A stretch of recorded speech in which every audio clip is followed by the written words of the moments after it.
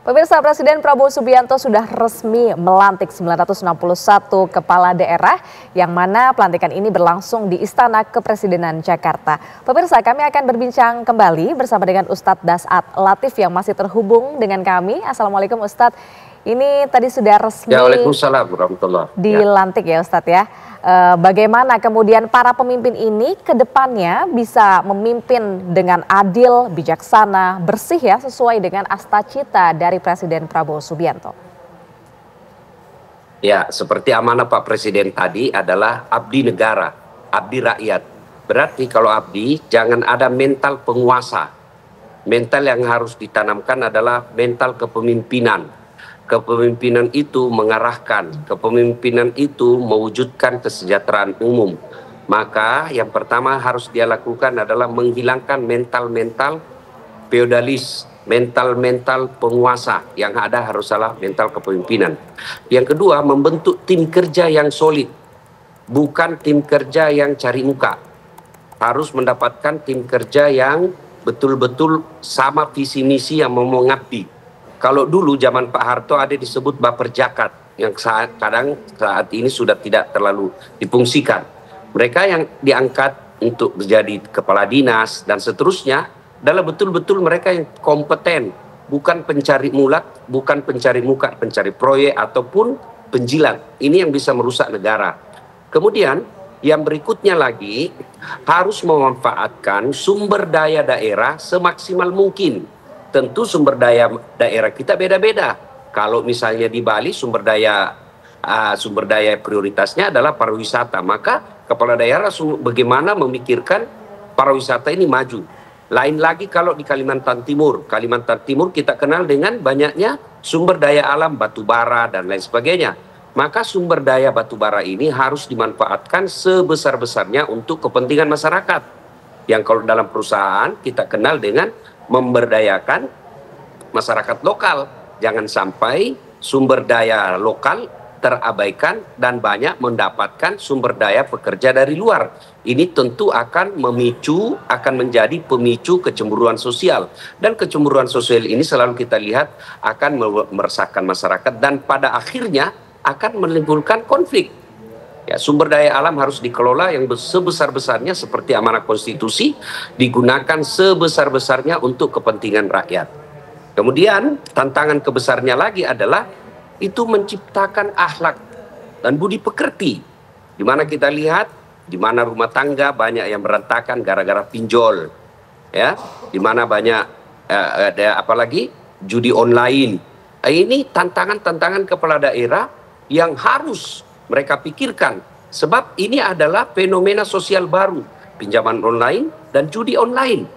Nah, kemudian ada lagi yang paling besar adalah pengaruh digitalisasi, pengaruh internetisasi, internet.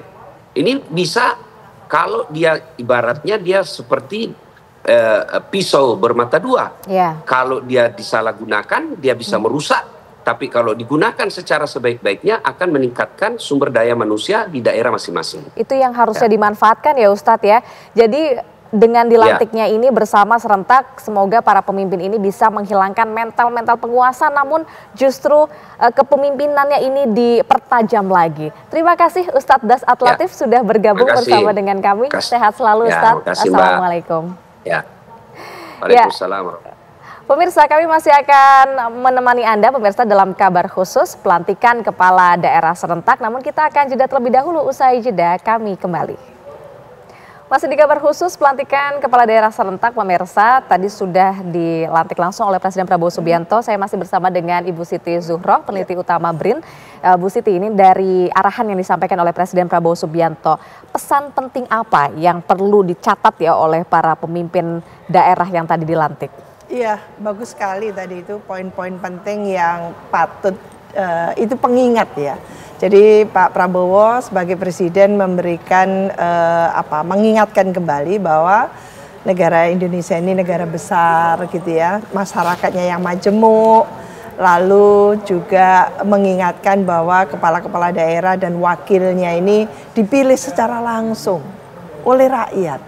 Oleh karena itu memang harus bekerja untuk rakyat, memberikan pelayanan prima kepada rakyat itu. Jadi message-nya itu, dan untuk apa melayani tadi itu, termasuk bagaimana mensejahterakan masyarakat lokal itu. Nah ini yang menjadi tusi sebetulnya, tugas pokok fungsi dari para kepala daerah dan wakil kepala daerah sebagai pasangan di situ gitu ya.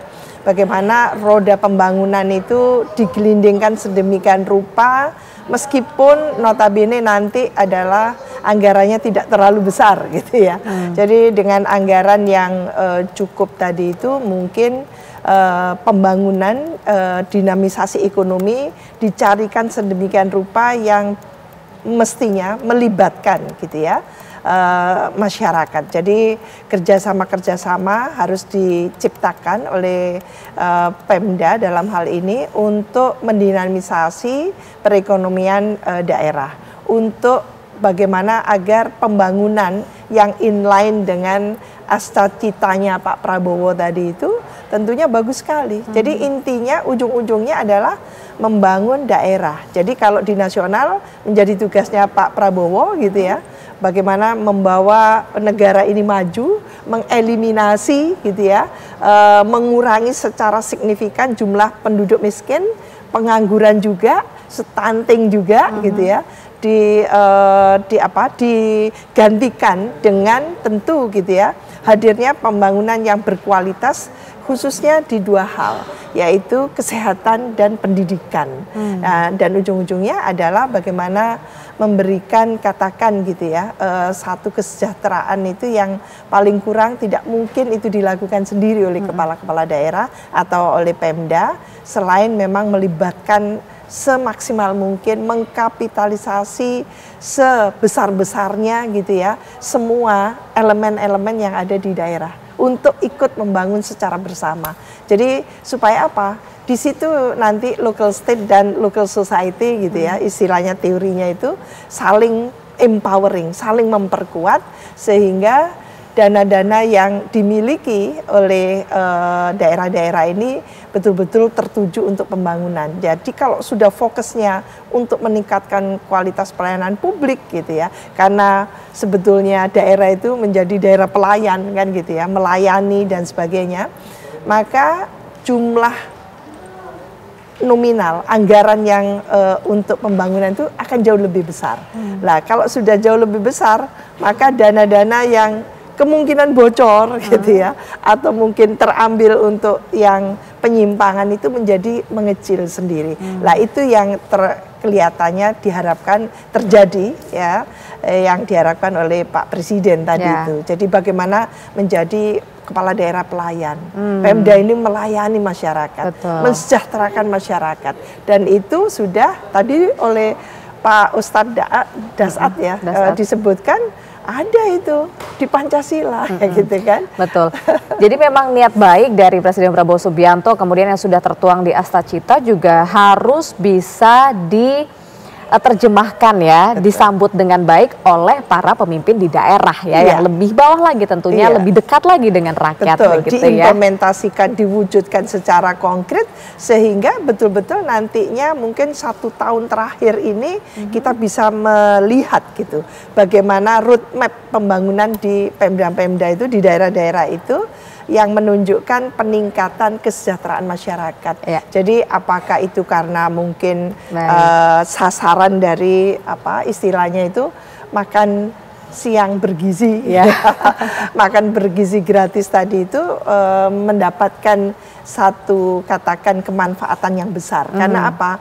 Tidak salah sasaran, tapi tepat sasaran. Khususnya harus menyasar ke area-area yang betul-betul kemiskinan itu apa ya, berhimpun di sana. Nah itu ke sana. Jadi tidak perlu untuk yang perkotaan dan sebagainya. Ya, baik. Terima kasih sekali atas insight-nya nih, pandangannya Ibu Siti Zuhro selaku peneliti utama dari Badan Riset dan Inovasi Nasional atau BRIN. Terima kasih sudah bergabung bersama dengan kami, Ibu. Sehat selalu ya, Bu ya. Kita kawal terus pemerintahan kita nih.